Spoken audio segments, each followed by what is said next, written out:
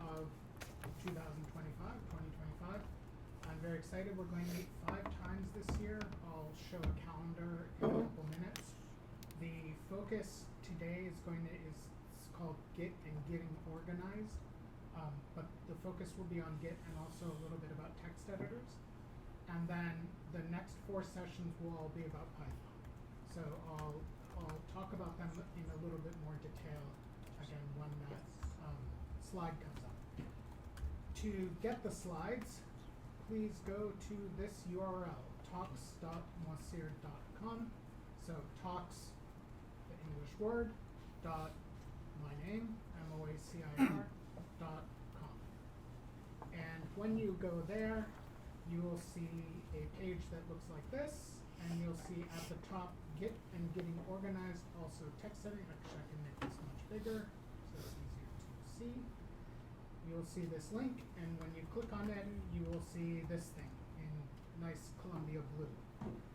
These are the slides. You can move around with the arrow keys, and many of the things here have hidden links, so you can click through and do things. So the URL in general is talks.moissir.com, and when you go there, you pick the first link, and that should get you here. And like I said, when you mouse around, you'll see little links when it becomes gray, and you navigate by tapping the arrows. Okay, so for those of you coming in a little bit late, there's a clipboard floating about. Please sign in on the clipboard. Okay, the second slide is just the link to the slides. And then, this is too big. We will start with, I want you to download Visual Studio Code.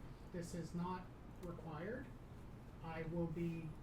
My examples will be using it. If you have a text editor that you prefer, go ahead and use it or zone out during the sections when I'm talking about text editors.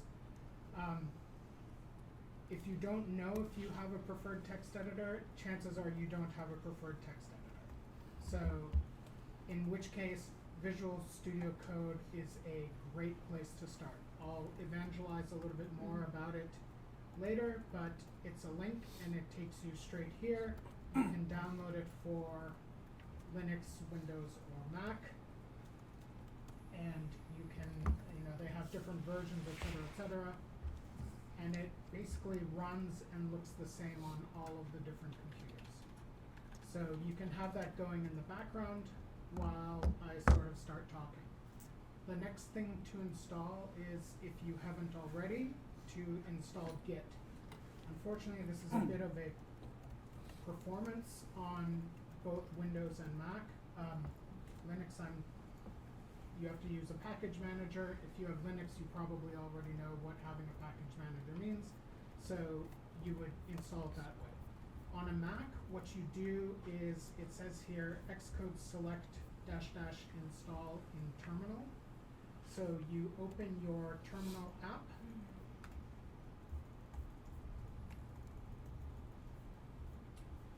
By going to applications, or you can search for it. Oops, it's in utilities, not applications. So you can do the search and just type in terminal, and you'll get something that looks like this. Yours won't have the cool colors, I'm sorry.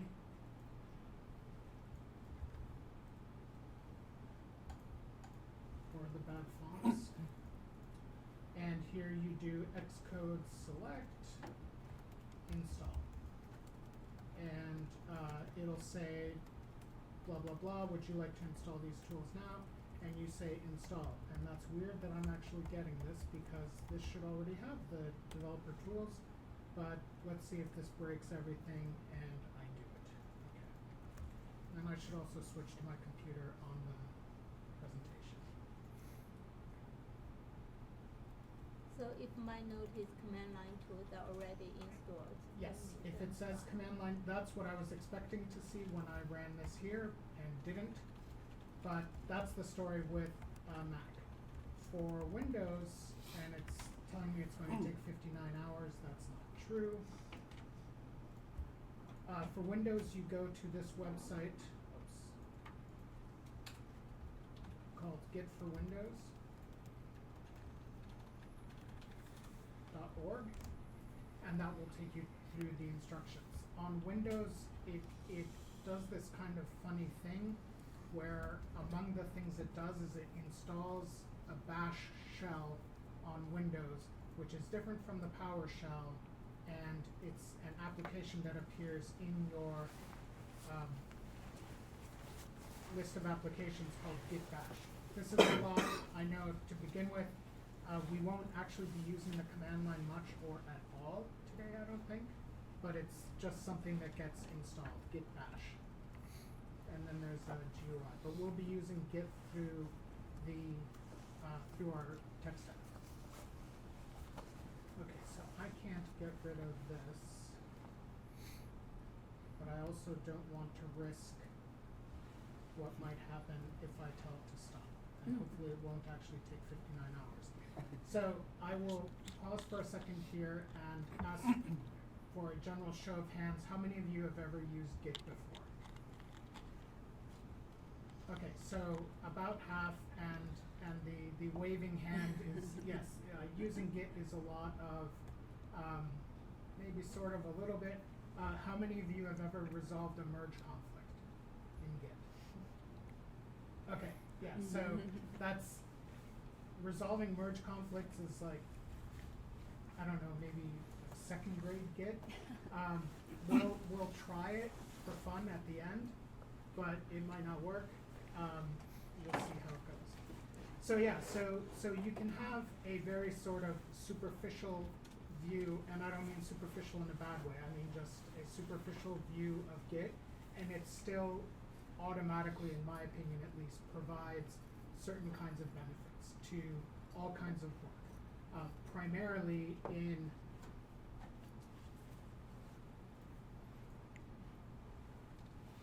all right, I'm gonna just go with this and stop it. Okay, so the last thing we have to do is create an account on GitHub. Sorry, I skipped this part. So go to github.com and sign in and create an account, and you'll have to do some kind of email stuff to make the account go through. This is the account I'll be using. This isn't my GitHub account. This is my Rabbit's GitHub account. He's not a coder, but he has and it's just because there's just so much of the Git thing is about how you set it up personally on your machine. So it's very difficult to create a demo environment where I can show you how using it is for someone who's nearly never used it. Like on this computer, it's a completely different world. Okay. So download Visual Studio Code, install Git. Hopefully it wasn't taking you all forever with the Xcode select, and then create an account on GitHub. Okay, oh, I forgot to tell you all about me. I'm the research data librarian here. I taught in the English department at NYU before coming here to be the librarian. I'm an occasional scholar of literature and space, and contact me and my colleagues, two of whom are here, by emailing data@library.columbia.edu. Our basic line is, if you remember nothing else at one of these meetings or workshops or something like that, remember this email. And whenever you're doing your research, the second you want to create a spreadsheet, basically contact us. And we will help you with that spreadsheet or possibly point you in a better direction. Here is the calendar of events for Data Club. We have a link tree here. I don't really know how Linktree works, so I may be doing this all wrong, but we have a new WhatsApp group. It's just me telling you about meetings, so it's not heavy lift to join. You click on this to join. I have the registration links for all of our meetings here. Then this is the library page on Data Club, which I assume exists still, where the libraries are changing their system. We have an Instagram where, again, I just post about meetings. We have an email list and a YouTube channel where I post why this camera is here pointing at me and recording, why there's all of this too is because my side of this will end up on YouTube. And then we also have a calendar that you can subscribe to that will get all of the meetings. So there's a million different ways because we're trying to meet you where you are as opposed to telling you there's only one way to get information about Data Cloud. Like I said, the next 4 meetings will all be about Python. We'll do something about databases later this month. Then we'll do 2 sessions that are going to be fun and really experimental because they're using software that I am not super familiar with, which is Polars, which is, if you've used Pandas, Polars is a little bit like Pandas, but maybe behaves a little bit more like dplyr if you use R. I'll try to make it fun. So I'm a little bit sick of doing Pandas, even though I'm doing it again. So we'll be doing this with Polars and see how it works out. And then at the end, I will be trying to think about multi-dimensional arrays with NumPy and Xarray, which will also be fun for me to put together. Okay. One last thing, we don't usually do workshops. Today is an exception because I will be doing a lot of talk and I have these slides that show things, etc. In the future, we'll have like a Python notebook and we'll be running code in it and trying to figure things out.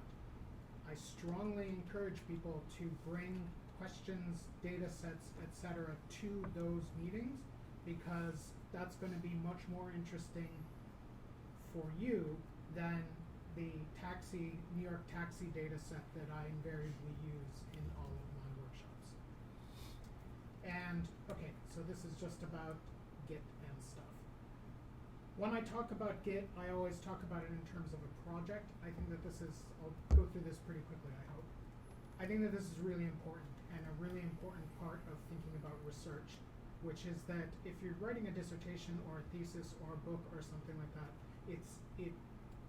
this may not be true in all disciplines, but I know when I was doing this work, it was very easy to think of it as just a single document. And that is really not the case. It is a complicated project with all kinds of different things. You have different chapters, different sources, maybe you went to an archive and took a bunch of pictures of the archive. Maybe you are measuring stuff in a lab, so you have all the data that come from your instruments, et cetera, et cetera. So you end up with this kind of project. This is a Gantt chart from project management. And so it's important to think of your project, of your research work in this sense of as a project, which means it's a multifaceted blob that hopefully all lives in one folder. Hopefully. I strongly encourage you to have everything live in one folder. Whether that folder is subsequently organized, that's up to you, but it should all live in one folder. I know that these days we're encouraged by our operating systems, etc., to just sort of dump everything wherever and just rely on search to find stuff, keep it in a folder, and there's a very concrete reason to do that that will come in a little bit.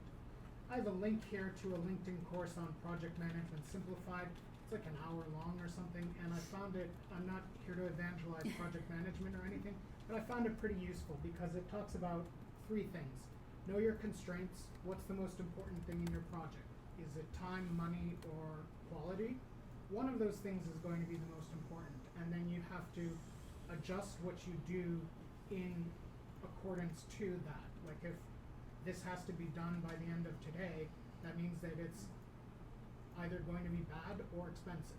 You can't have all 3. You can't have time, money, and quality can't all be, well, time low, money low, quality. It doesn't really work that way.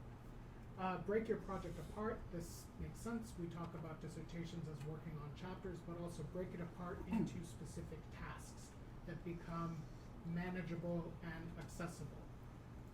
And then part of that is finding your blockers. A blocker is a task beyond which you can't do other things. That doesn't mean that you can't work on whatever project you're working on. It means that there are specific tasks that rely on this blocker being solved.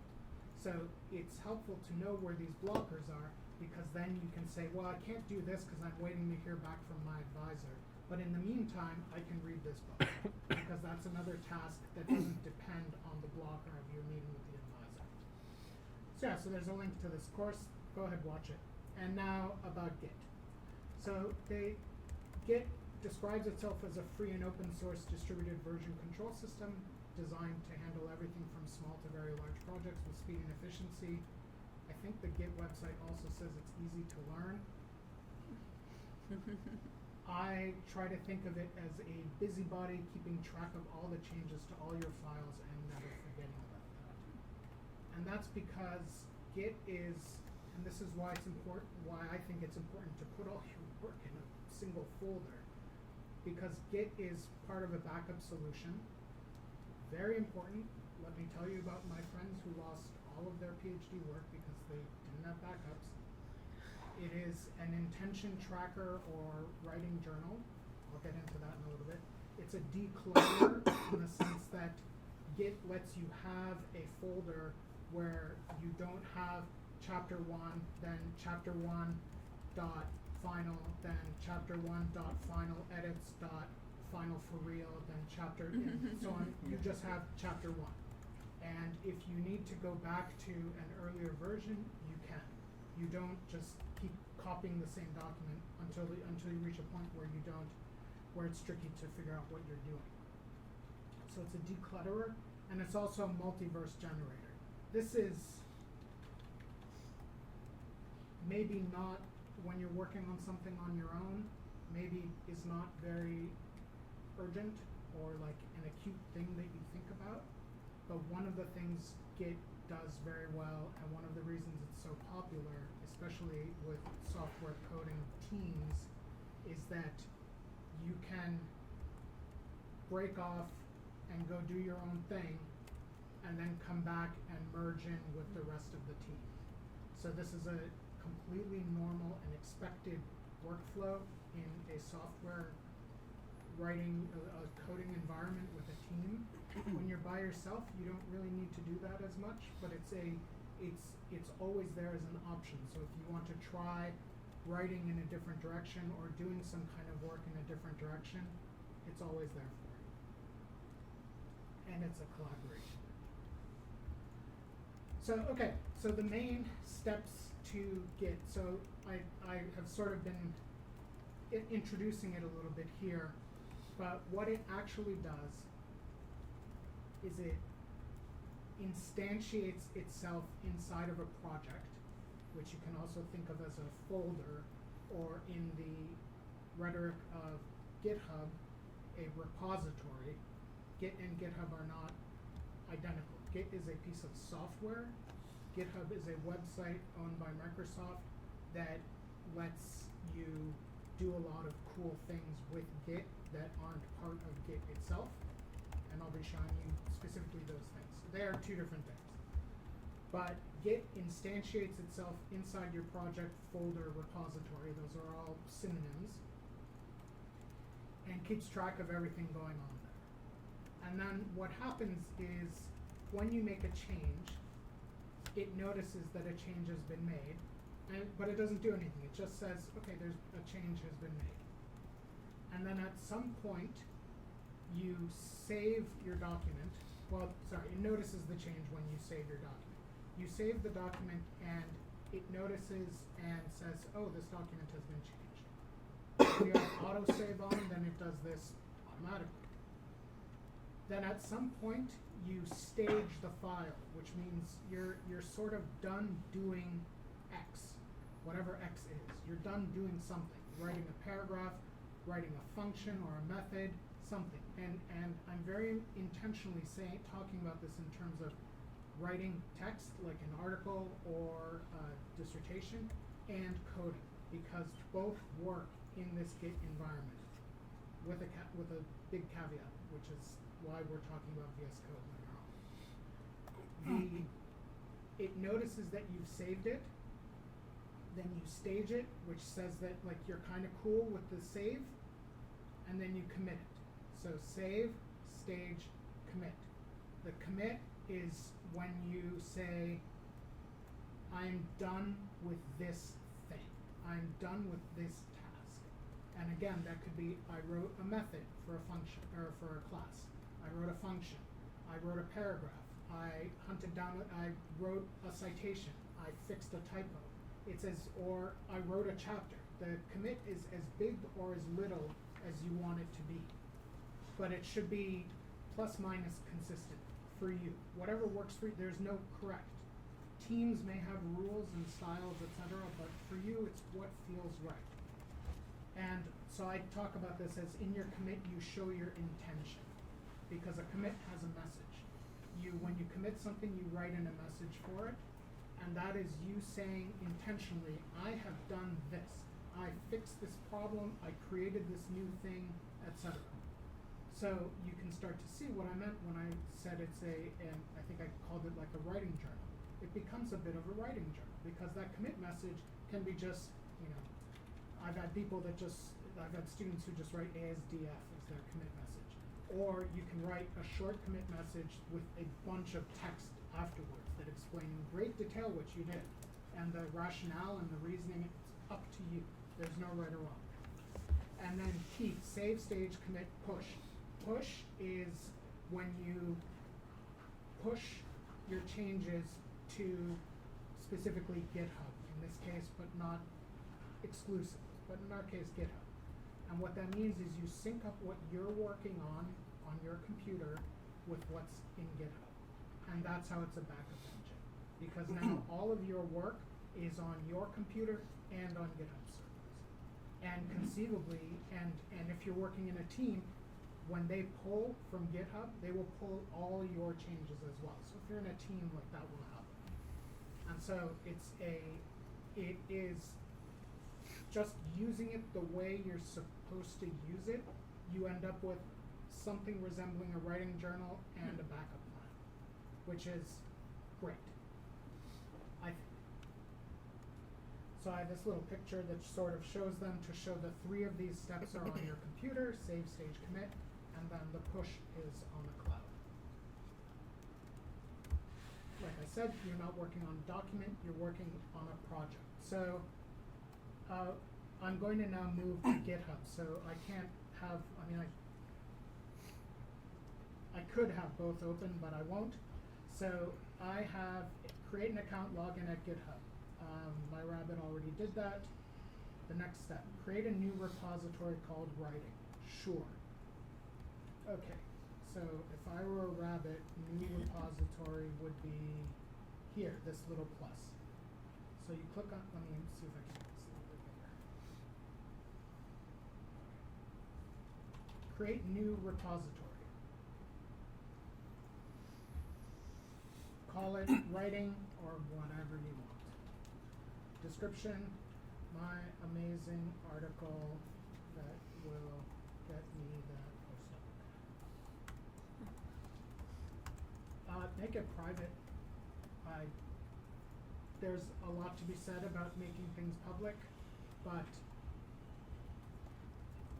do what feels comfortable for you. I make a lot of my code public. I don't make my writing public. Private. Add a README file. Yes. Add git ignore. I'm going to just do tech, T-E-X. And I'll explain what this does in a second. Or in many minutes. Create repository.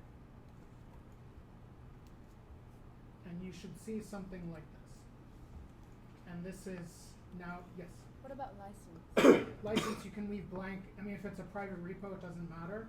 If you are writing code, then if you're writing something that you plan on sharing with the world, then yes, pick a license. There are the sort of GitHub default, I think, is the MIT license, which is do whatever you want with this, but don't blame me.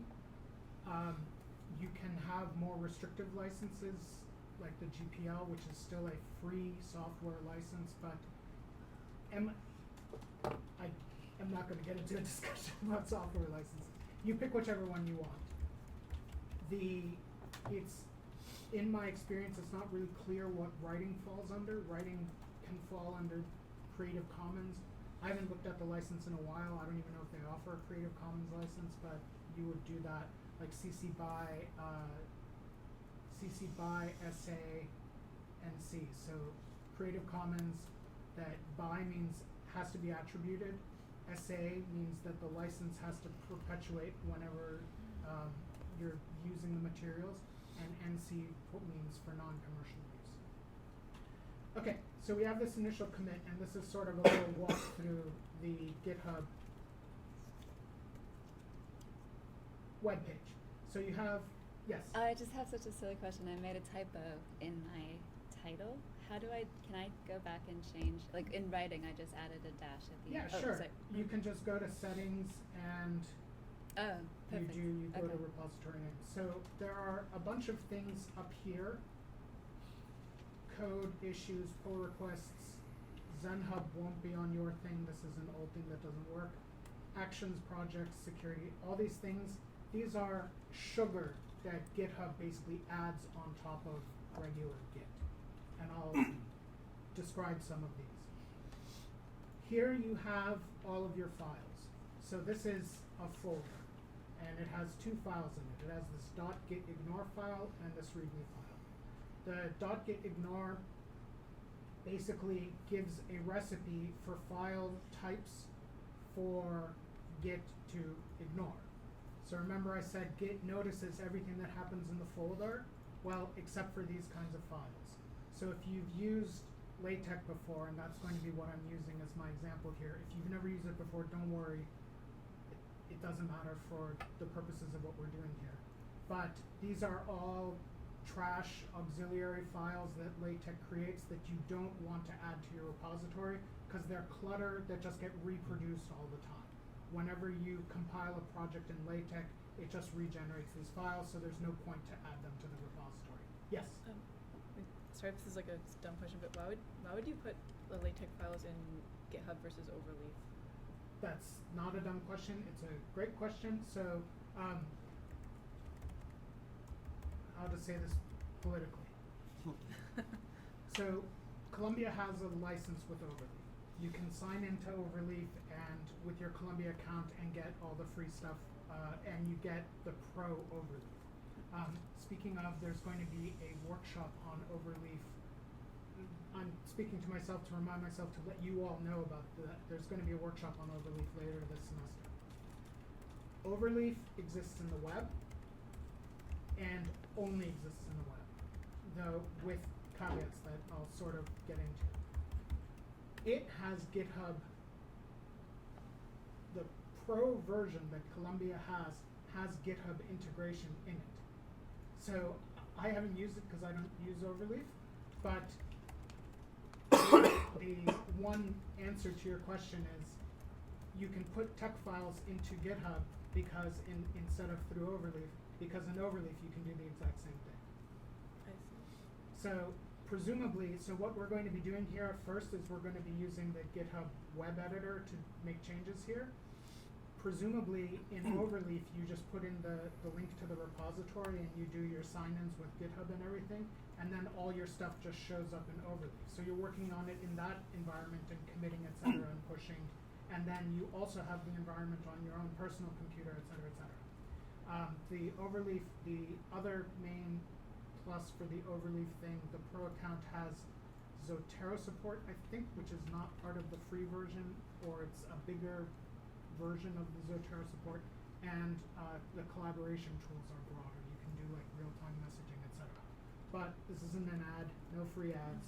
Can I ask one more question? What's that? Yeah, sure. So like, what's the point of staging before committing? That's a great question. I don't have a good answer for it. It is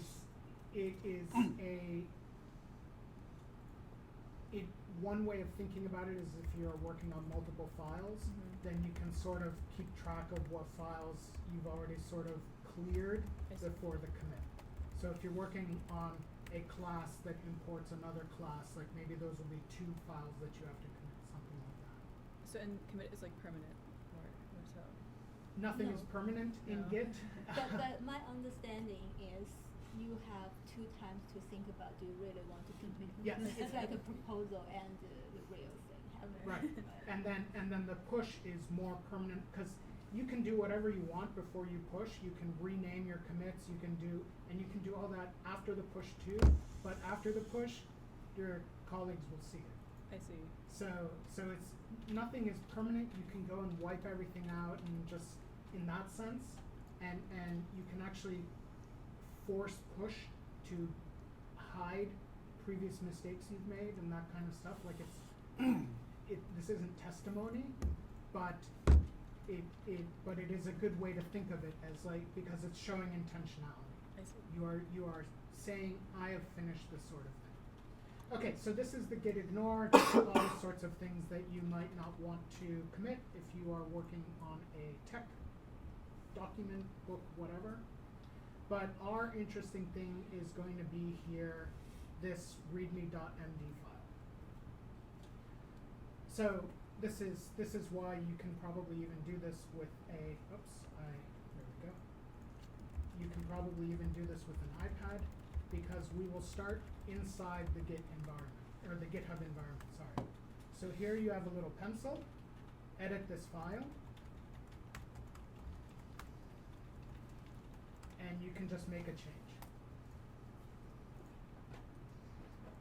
This is a markdown editor, and the readme.md is a markdown thing. I don't have time to go into markdown, but that's what it is. That will get me that postdoc at, I'll put in a link, Columbia. So this is the syntax for a link.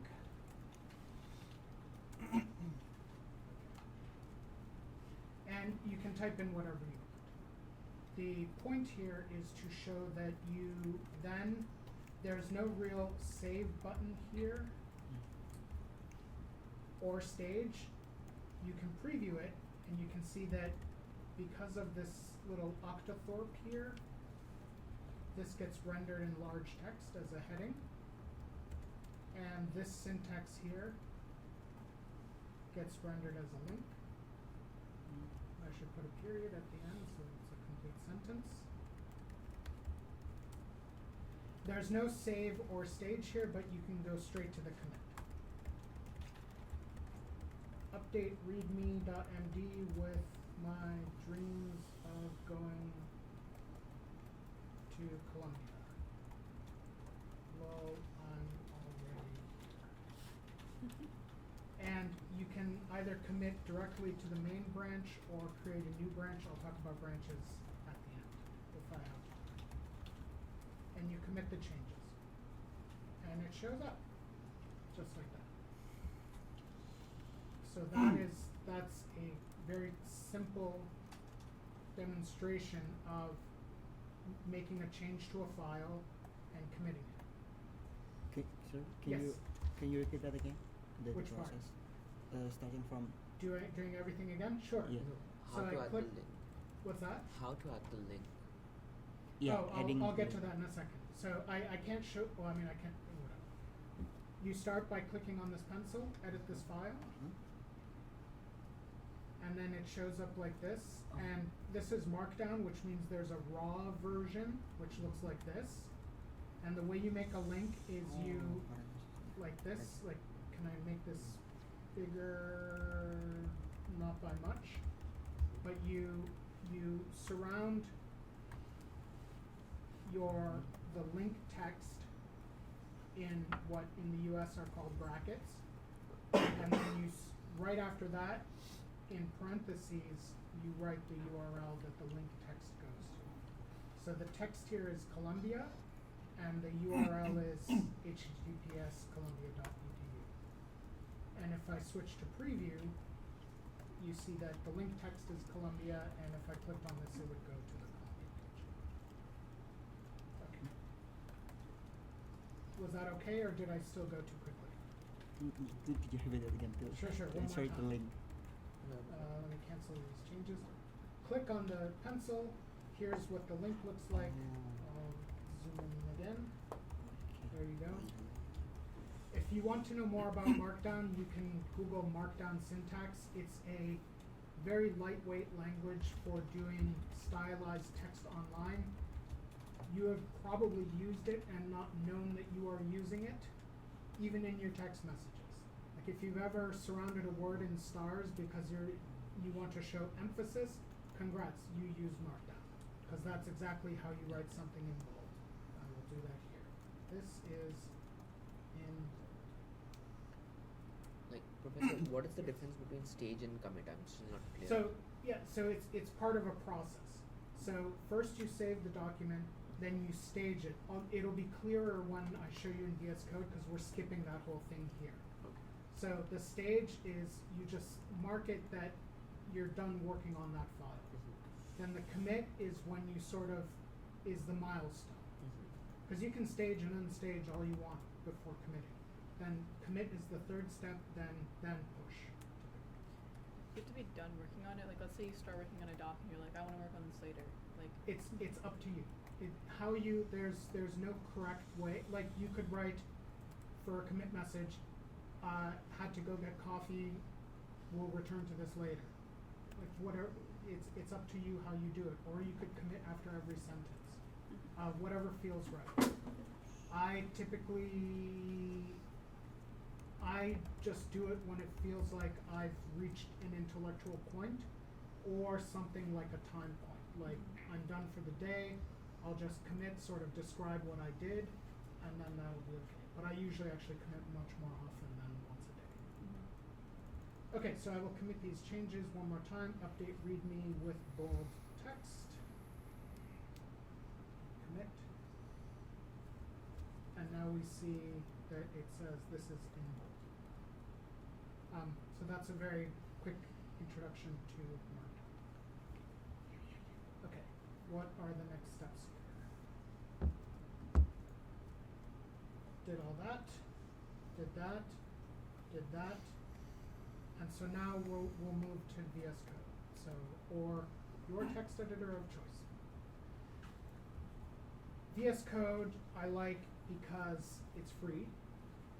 It is very well supported. Microsoft owns it also. They open sourced it, I think. It wasn't originally free, but now it is. It is very similar across all platforms because it uses Electron, which looks the same basically on whatever computer you're using.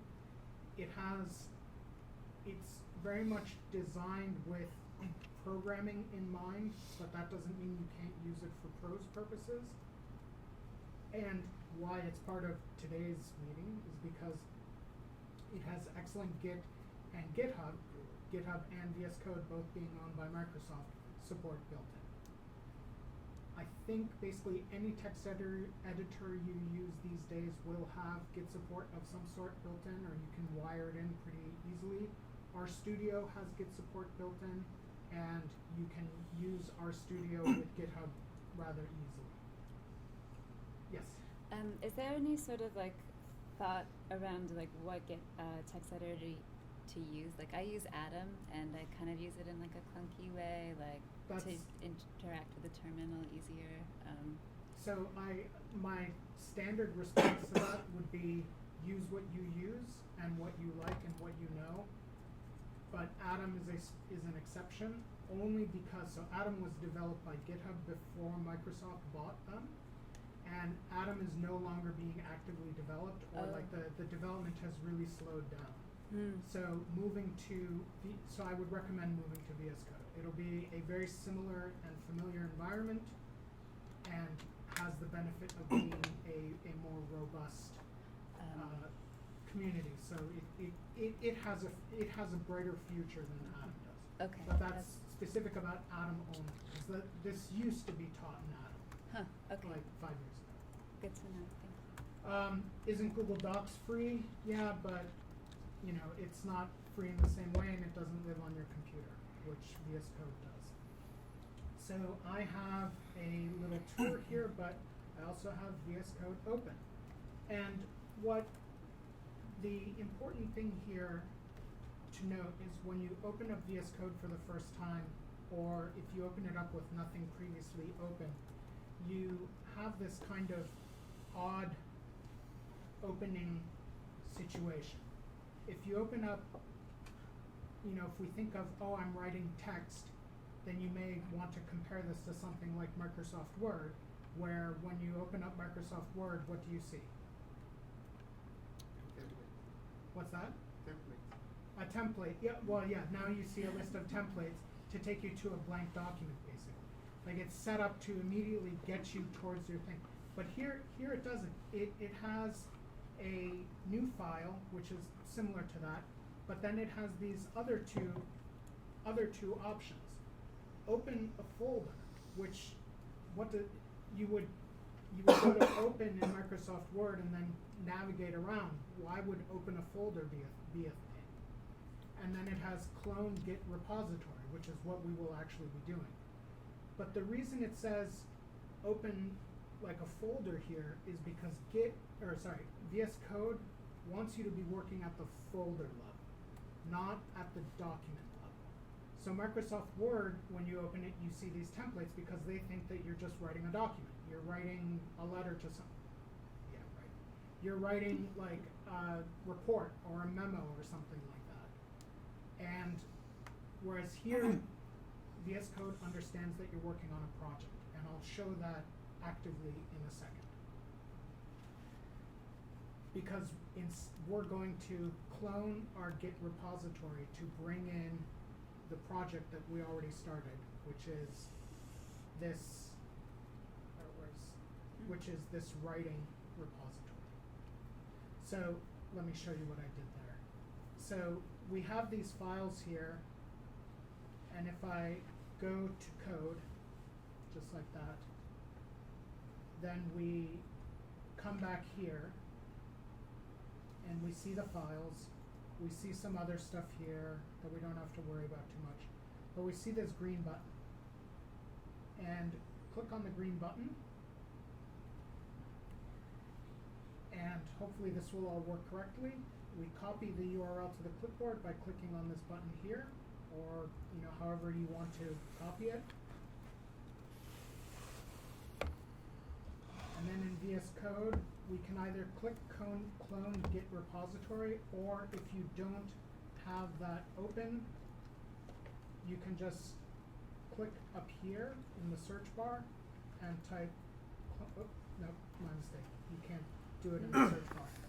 You do either Control-Shift-P or Command-Shift-P on your computer, and you get this little thing, and then you type in clone. Git clone. And then here it says clone from GitHub, and you just paste in what you had, and you hit return. And then it asks you where you want to save it. So oftentimes people will have like a projects folder or something like that. I'll just save it to the desktop. Select as repository destination. And I don't have Git installed on here. Did it work for you all? Are you getting the same error? Yes. Oh man, it worked on my other computer. Okay, let's solve this really quickly.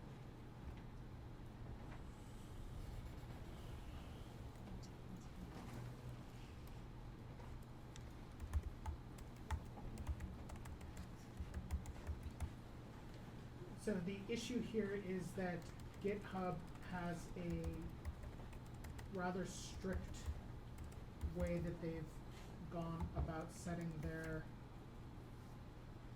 how you can access GitHub, and I always get it wrong because I get it so that it works on my computer and then I forget how to do that. Oh, now it works.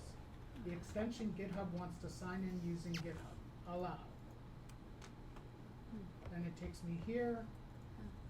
Continue. Authorize Visual Studio Code. Open Visual Studio, yes, sure. Open Visual Studio Code app. Would you like to open the cloned repository? Yes. And now we have this. Okay, so did it end up working for you all? No? Wait, can you, what did you do? I'll try everything again.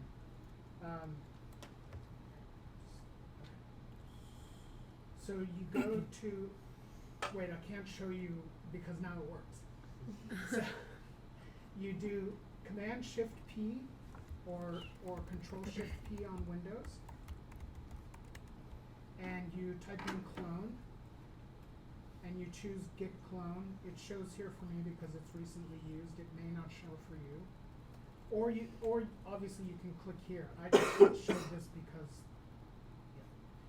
Then you paste in the link that you had, and then this should come up. Select as repository destination, so you pick a folder, and it's not going to work for me. But then you click this and basically just click OK to everything else that happens. Even if you get warnings, I guess. Yes, I can't read. Yeah, What's but the warning say? so the warning says that permanently added GitHub.com. That's perfectly fine. Okay. I get the warning repository not found, fatal repository not found. That's the one you all get? Okay. Unable to access. So that may be because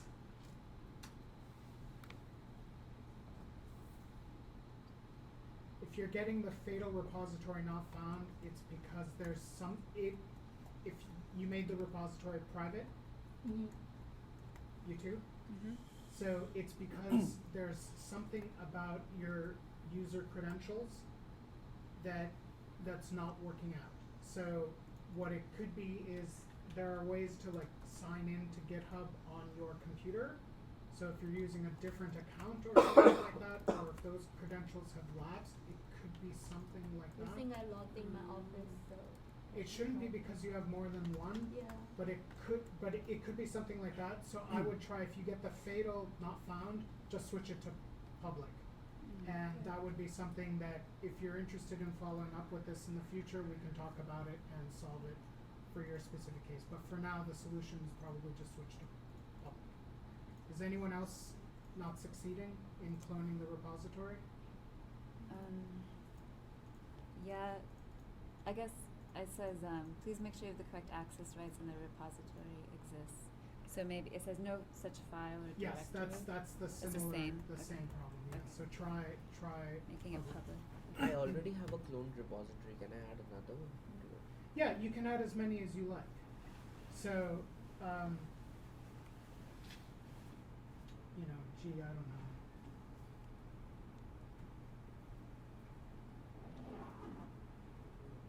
How to make it public? Show the quickly. Sure. You go to settings, and down here somewhere there's make public. I think it's all the way at the bottom. Change visibility. Oh, okay. Change to public. To the answer of, so let's get the DeepSeek AI model. Grab this code, copied, go to VS Code, clone Git repository, paste, and save to the desktop. And now, would you like to open the clone repository? Yeah, sure. So now what happens is this, do I have, I thought it would show them both in the same window, but now I have the DeepSeek whatever is in here. I don't know what this is, if it's just a paper. Yeah, it could just be the paper about DeepSeek.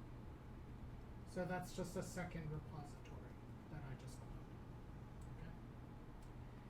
And then in the meantime, I will close DeepSeek because I'm not interested in it anymore.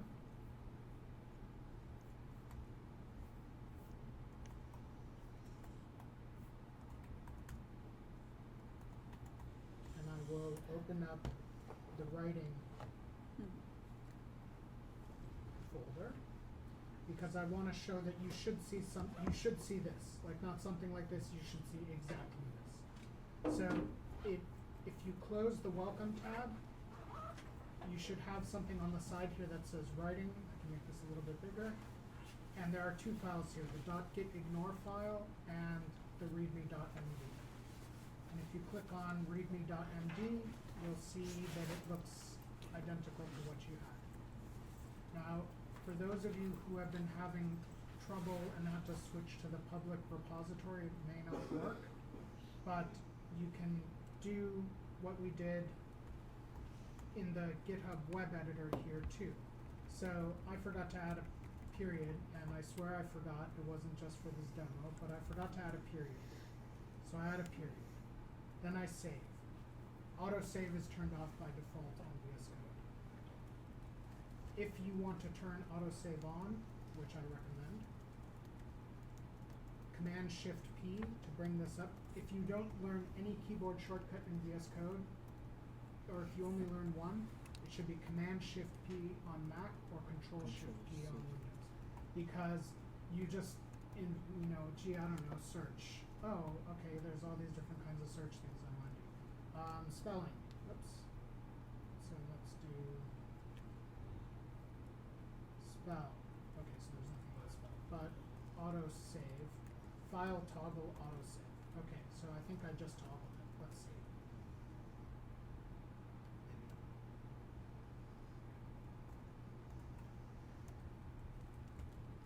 This little white dot means it's unsafe. Which white dot? There was a white dot here. So there it is again. Okay. Oh. Mine comes up green. Yes, yours will look a different color because who knows what themes we all have and if this theme is still even available. Is there any reason to turn autosave off? There is a history of not wanting to use autosave, but it comes off by default, I think, in deference to that history, but to me that makes no sense. I am from a time when autosave didn't exist, so I'm very used to saving my stuff all the time, whereas now we're all very much used to autosave, so whichever way. Now, another thing happens when I start writing. You can see it says 1 unsaved here, and you can see that it's yellow, and it has M. M stands for modified. So this is what I mean about how Git is attuned to what's going on in your project. So we have writing. This is the name of the folder, the name of the project, and we have it saying, okay, the README has been modified. I'll save it. And you also see a little 1 shows up here. This is sort of the source control / Git logo, whatever. So here you have your files. Here you have search. Here you have bug stuff. And here you have extensions, which we'll mess with in a second. But in the file mode, you have writing with your 2 files. And since we made the change and saved it, I added this period. I can go to this little Git squiggle, and now you can see that I have my commits, and then, or the previous commits that I made, and then here I have changes. So here these little icons mean different things. You can let the cursor hover over them to see what they do. Open a file. It's already open, so we don't really need to. We can discard the changes, which means revert to the last commit. So if let's click this should just mean that this period disappears. Are you sure you want to discard changes? Yep. Boom, the period disappeared. Let's add the period back and save again. So could you go over how you save again? Command S. Command S. Okay. I don't. I Okay. suppose you That can go to works. File, Save also, No, that worked. I missed it. and then the autosave is also in the file menu. It used to be more complicated, but now you can toggle it here. So if I just do this, I don't know when it autosaves, so I thought it was immediate, but it takes a little bit. Okay, so we have our changes here. Oh, and it shows, when I click on the changes, it shows me what's changed. So you can see red is the old version and green is the new version. And then they sort of skip the stage here, I think. Add a period. in VS Code, everything flows upward, which is maybe a little bit counterintuitive, but that's how it works. So you see the old commits down here, then you see your changes here, and then above that, so this is save stage, and then up here is where you do the commit. So you do, I write in add a period, and I click commit. Oh, I do have to stage. You click the plus, then its stage changes, then you commit. Okay, they didn't skip staging. It's just invisible when you have nothing to stage. All right, so I'm going to do that again. Let's close this and have this file open. This is a second or another line of text. Save. Shows up in changes. I click here, I can see the changes. I added these 2 lines. Stage with the plus, so it moves from changes up to stage changes, M for modified, minus to unstage, open, and then commit, add another line, and then commit. Now, push VS Code calls sync changes. Let's see if this works. Sync changes. Worked for me. Those of you who had the fatal repository error probably won't work for you, or will tell you you have to fork or something. Yes. There is an error. Make sure you configure your user.name and user.email in Git. I was wondering if it would ask that. I have the same thing. Okay, excellent. Okay, great. Because I didn't include it because it didn't ask me here, so I thought maybe somehow Git was smart about this in a way that I have no reason to assume it. Give me 1 second, and I will explain what to do.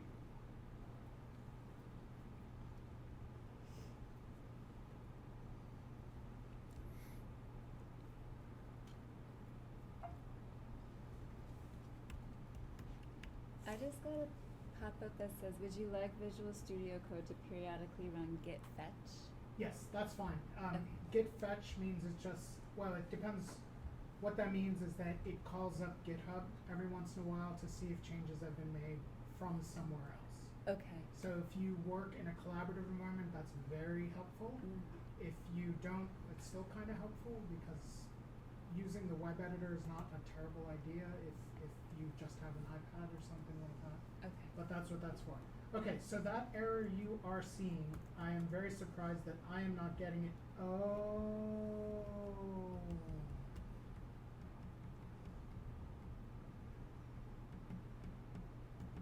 Okay, the way to fix that error is, I'll just Google it because they will have these. So it's, you have to run a command.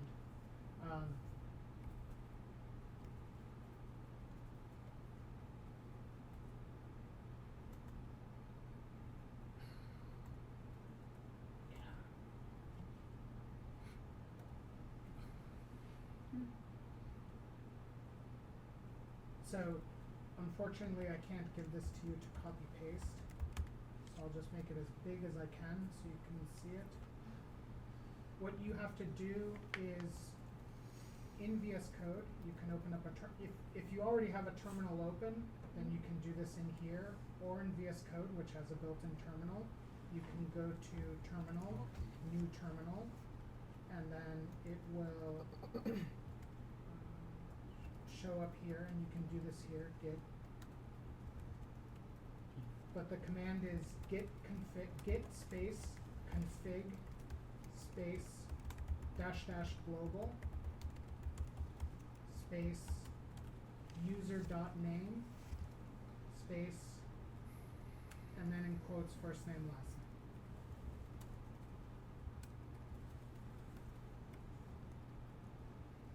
How can we toggle between 2 repositories?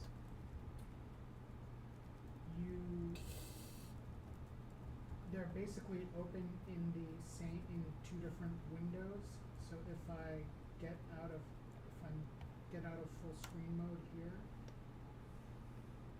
and then I can do What's the other file, one? open folder, then this should open up, oh, nope.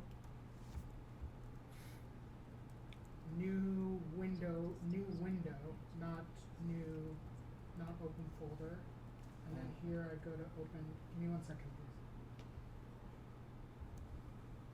And there we go. So now here in this window I have the writing repository, and here in this window I have the DeepSeek repository. Sorry, what's Yes. the other Yes, I'll command show for you. email? Yes. So User you have, email. if you type this out in your terminal, Yeah, then let me show you here. If you type this out in your terminal, then you can just do yeah. and hit return. Then you can just do up and it'll show it again, and then you can just delete to user.email and then type in your email address in quotes. So sorry about this. Like again, it's very tricky to Done. get this to work because So- it's so hard to get. Okay, Yes. I think it's done. Let's. Did it work? Wait, I need to start it again. Okay.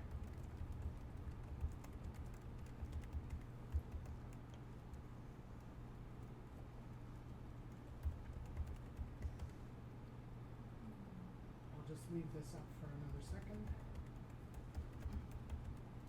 That failed in this way. What's that? I mean, when I check, they say like I didn't do it. So With no such file or directory. If we say cat.git/config. where are So you? after I type So you type this in, yeah? Yeah. Then I Googled, they say you can double check if you did this config. So it's a cat space .git.config. Are you doing that in your terminal in VS Code? No, in my own terminal. Okay, you should be able to do cat tilde.git config. So tilde is the above tab. I don't know how much bigger I can make this.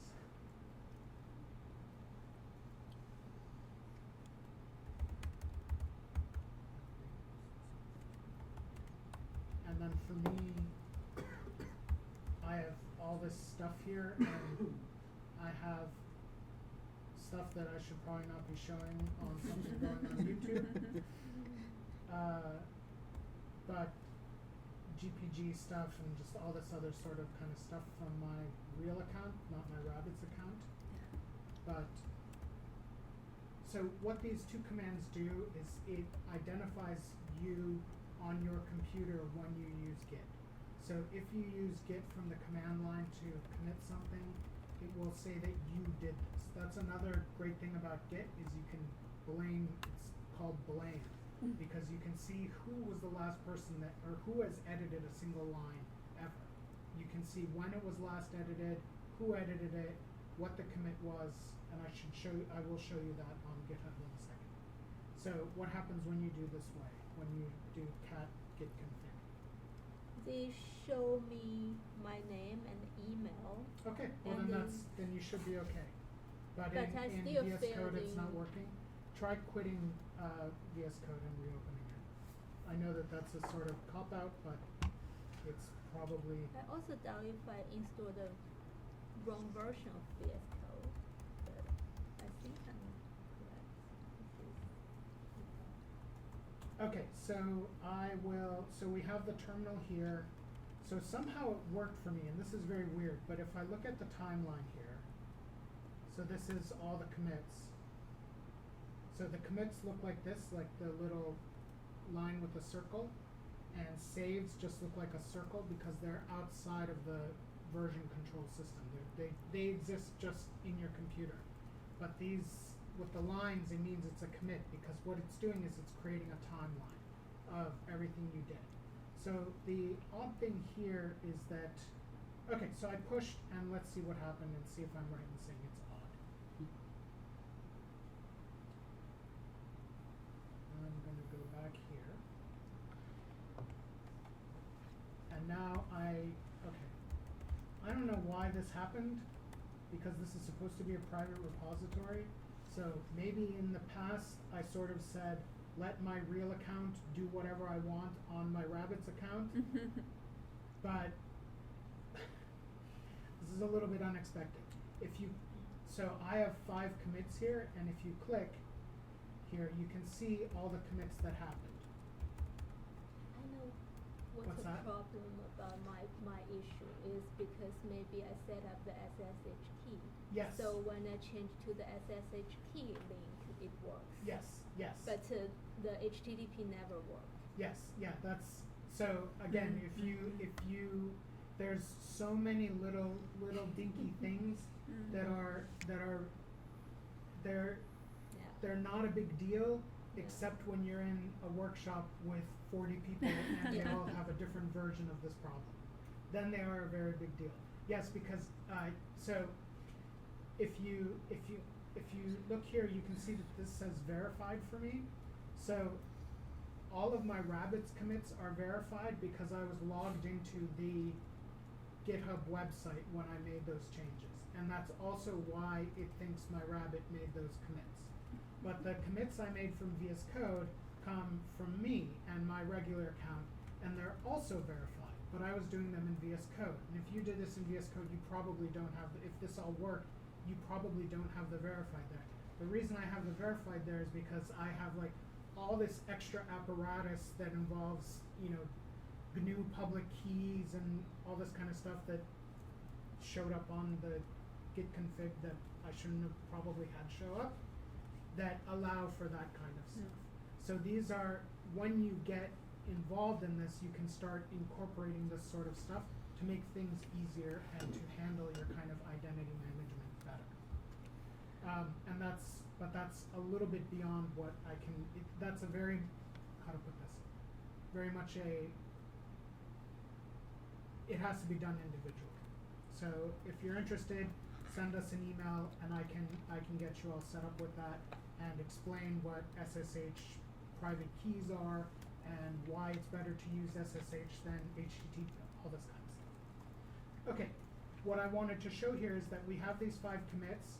I can click on a commit detail and it will show me more or less what we saw in VS Code. It shows the changes. Right? So each commit has a long, unique-ish, I'm not 100%, it's definitely unique to the project. I think it's unique to the world. But it has a long ID associated with it that is much longer than what you see here. And if you just click on that ID, it'll show you what the change was. And like I said, you can have it says you did it, and then if I go to writing and click on readme and click on blame, you can see that these 3 lines were written by my rabbit 35 minutes ago. This blank line was my rabbit 31 minutes ago, and these lines were by me 12 and 11 minutes ago. Okay. Could I ask Yes. kind of repassive, but Of course. I still, the staging thing is still unclear to me. Could you just walk through how? Absolutely. I'll do it because there's another step here. So now that we've messed Okay. around with VS Code a little bit and I sort of explained it, well, I didn't explain any of this stuff. But, the command palette, Shift Command P or Control Shift P, toggle autosave via command project palette. Note that VS Code expects projects, not documents. I said all that. Clone your repository. We did this. And now let's move to the LaTeX stuff. Now this, if you don't have LaTeX on your computer already, will not work. I'm sorry. If you have LaTeX on your computer already, then it might work. It will work for me though. That I can guarantee. So, and I'll show you how that works Okay. here. So, VS Code has a enormous extensions community, and you can install all kinds of plugins and extensions. That's what this button over here is. That looks like a puzzle with a little extra piece. And you can search for, just search for whatever you're interested in. So if you do a lot of Python, there's going to be plugins for Python. And you can see this one has been downloaded. The top one here has been downloaded 154 million times. I, don't use these things, so I can't really speak to it, but these sorts of things exist. There's stuff for Zotero too, I think, so if you want to do citation support for Zotero when you're writing in here, you can do that sort of stuff. The one I recommend installing is this one called LaTeX Workshop. So you type in LaTeX, and it should be the first hit. There's another one that's also called LaTeX Workshop, but it only has 28K downloads. Pick the one that has, I don't know how many this is. It's a bigger, 3.7 million. Pick this one. One problem with the burgeoning community is you get fakes. It's just like Twitter. So to install something, you just click and you just do install. Yeah. Don't do this. Do this one. This is the one I'll pick. And it may ask you to restart VS Code. That's fine. And the reason we did that is because the next step is we're going to create a new file called main.tex. So with this little writing box open, we can click these things with the pluses to create a new folder or a new file. A folder only shows up in Git if it has something inside of it. So the folder may exist on your computer, but if it's empty, it will not show up on GitHub until you put something inside of it. We are creating a new file called main.tex, and you'll see I got this cute little tech icon. You all got it too, right? And you just do return, and it creates this file and opens it. I'm going to hide my terminal. And so now we have this main.tex file. And you can see it's green. Remember, when I made the changes to readme.md, it was yellow for modified, because modified means Git already knows about it and already knows that it exists. Green means a completely new file, and the U stands for untracked, which means that Git knows that there's a file here, but it's letting you know there's a new file here. We're going to color it green. We're not doing anything with it yet until you tell us to. So, make a new file. Then I have this. Copy this and paste it in here. Does everyone have the URL for the slides? I know, okay, yeah. So go to talks, talks.moissir.com. And then when you do that, you pick the first link here, Git and Getting Organized, and then you can use the arrow keys to scoot around. So in the URL, if you type in 26 at the end, like that, and hopefully it jumps straight to that.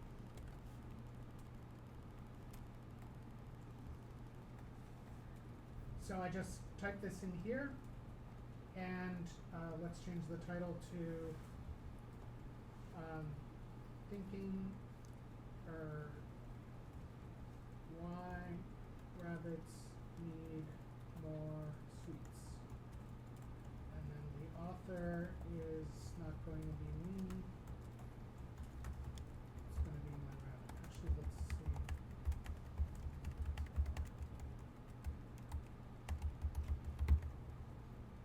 And then, so it did an autosave here. I didn't type autosave, it autosaved. So you can see that I have the timeline open here at the bottom. So it's a file save. So now to the question of save stage, etc. So now here I'm in the file explorer, this top thing. So these are open editors, readme, the extension. So these 3 tabs are reproduced here. Okay. So I'm going to close this. I don't need this anymore, and I don't need this anymore. So now I only have this one open editor. Writing, maybe I should have had a better name than writing for the repository, because now it's not clear what this writing is, but this is the repository. This is the project. Everything that is in GitHub also appears here, those 3 files. Well, no, main.tech is untracked. It exists on my disk, but it doesn't exist in Git's brain. But Git is smart enough to know that it's there, but it doesn't know what to do with it yet. So it saved this, and because I have LaTeX installed on this machine and everything, I can just do this and then chill for a second and go. Eventually it'll work. Here in the source control, untracked, so step 1 is to add plus. Oh, So I stage it. I see. If I forget to stage and just do blah commit, it'll say there's no stage changes to commit. Okay, okay. Yeah. So Got it. the key, that's the SSCP, or Soviet Socialist Communist Party. You always have to do those 4 steps. So save, which is now done automatically. Stage, which is a funny thing that doesn't seem to make sense and is hard for me to explain. Commit, which makes perfect sense. And push, which I think also makes perfect sense. So I stage, and then I can do add main.tech, and I can commit. Now if I go back to this file thingy, oh, there we go. I had to press play. So the tech thing, when you install the tech thing, it has this little thing where you can do all this cool tech stuff and whatever. Again, this isn't about tech. If you don't have it installed, don't worry about it. But the result is that I can type this up here in a tech file, press play, and I get this PDF. How did you get that window open? This window. Yeah. So first I have to have tech installed, but if I can press play for it to compile, but I can press this, the second button over with the little magnifying glass. Mm-hmm. If I press that, then it opens up the PDF on the side. Okay. Right, so this is, the article Why Rabbits Need More Sweets. And so, here is another change. And then I save, or wait for it to autosave. I played and it gave me a fatal error. Yes, so if I can't fix that sort of thing, I can't now. But if everything is up and running with LaTeX, then this is how it would work. And you get the PDF here. There is a OpenLeaf integration into here, so the person who asked about OpenLeaf has left, but there's a way to integrate VS Code with OpenLeaf also. That's a totally different world that I will not be going down. But we can see here that we have these 2 editors here open now, main.tech and main.pdf. Main.tech is yellow, modified. Main.pdf, untracked, because this PDF is new. Git doesn't know about this. So I can go here, stage both. The U turns into an A, which probably means added. And then I can commit and say add another line and compile to PDF. And commit. And then I'll just sync the changes. I know I'm moving really quickly here, but a lot of this is implementation details or whatever. And then if I go back to GitHub,